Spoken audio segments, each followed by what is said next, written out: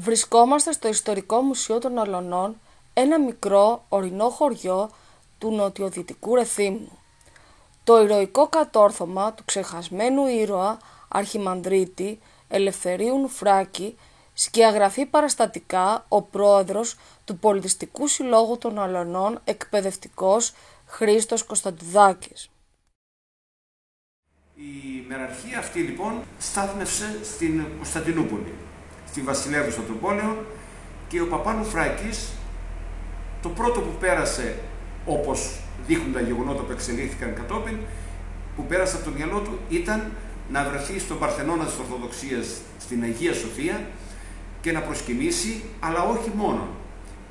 Αυτή του τη σκέψη την εξομολογήθηκε σε 3 αξιωματικούς, όπως καταγράφεται, στον Λιαρωμάτη, Νικολάου και Φρατζή, και μετά από πάρα πολλούς δισταγμούς τους έπεισε να πάνε μαζί του στην Αγία Σοφιά να προσκυνήσουν και ή δυνατόν να κάνει μια Θεία Λειτουργία μετά από 466 χρόνια από την Άλωση.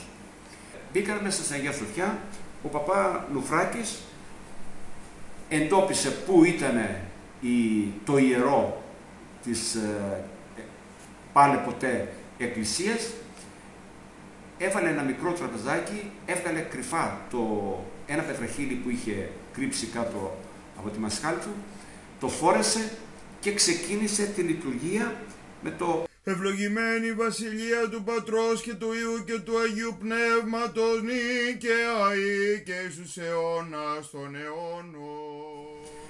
Εν τω μεταξύ βεβαίως η Αγία Σοφιά γέμισε Τούρκους, έγινε ψήφιρος μεταξύ των Τούρκων της περιοχής και όλοι πράγματι σαστισμένοι κοίταζαν και παρακολουθούσαν αυτά που εκτιλισόταν μπροστά στα μάτια τους, αυτά τα απίστευτα και που δεν τολμούσαν ούτε καν να διανοηθούν.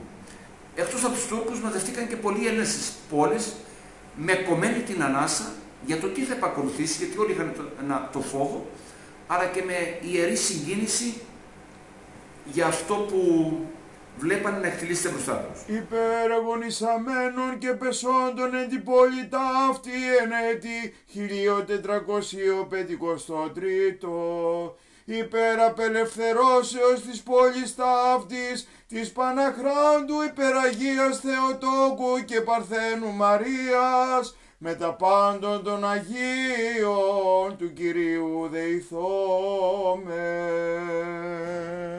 Με τη συνοδεία λοιπόν των αξιωματικών, τραβήξαν τα πιστόλια οι αξιωματικοί, τους συνοδεύσανε, αλλά ένας Τούρκος, προφανώς εθνικιστής, υπερβάλλοντας ζήλου, τον ακολούθησε, τον χτύπησε με μία μαγκούρα στην πλάτη του Παπανουφράκη, τον οποίο φυσικά θεωρούσε υπεύθυνο για ό,τι συνέβη πριν από λίγη ώρα. Οι αξιωματικοί τον προστάτευσαν και οδηγηθήκαν στην βάρκα και ο Κοσμάς ο Βαρκάρης τους γύρισε πίσω στο πολεμικό πλοίο. Βέβαια απλώθηκε γρήγορα το γεγονός ότι η Αγία Σοφιά λειτουργήθηκε ξανά μετά από το 366 χρόνια και έγινε διπλωματικό επεισόδιο, διαμαρτυρήθηκαν οι Τούρκοι και αναγκάστηκε ο Ελευθέριος Βενιζέλος, τότε πρωθυπουργός, να τον επιτιμήσει δημόσια, αλλά κατηδίαν λένε ότι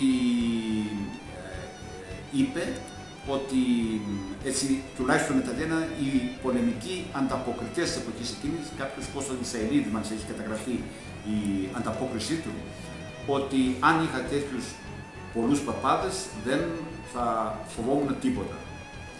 Ο ίδιος δεν φοβήθηκε ποτέ. Στη μάχη πήγε θελοντής στο Δεύτερο Παγκόσμιο Πόλεμο, ενώ ήταν απόστρατος σε ηλικία 70 ετών. Έγραφε στο ημερολόγιό του: «Και έχετε για ψηλά βουνά κάστρα Μακεδονίας, όπου με διευκολύνεται ίστρας ανδραγαθίας. Να τρέχω πρώτος στην κραυγή μάχης να σας πατήσω, και από κανέναν ολότελο για να μην μένω πίσω. Στεύοντας το δίκαιο μας και στην Αθανασία, ως ευτυχίαν έβλεπον και σφαίραν απεσίαν». Θρύλος έγινε όταν επέζησε από τον τραυματισμό του από την έκρηξη αυτής της οβίδας. Η ιστορία όμως τον έχει σχεδόν ξεχάσει σήμερα. Μόνο στο χωριό του τον θυμούνται.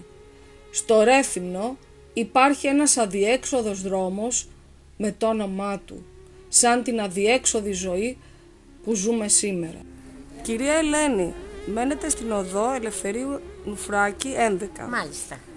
Γνωρίζετε γιατί ο δρόμος αυτός πήρε αυτό το όνομα? Όχι, κοπέλα μου, δεν γνωρίζω.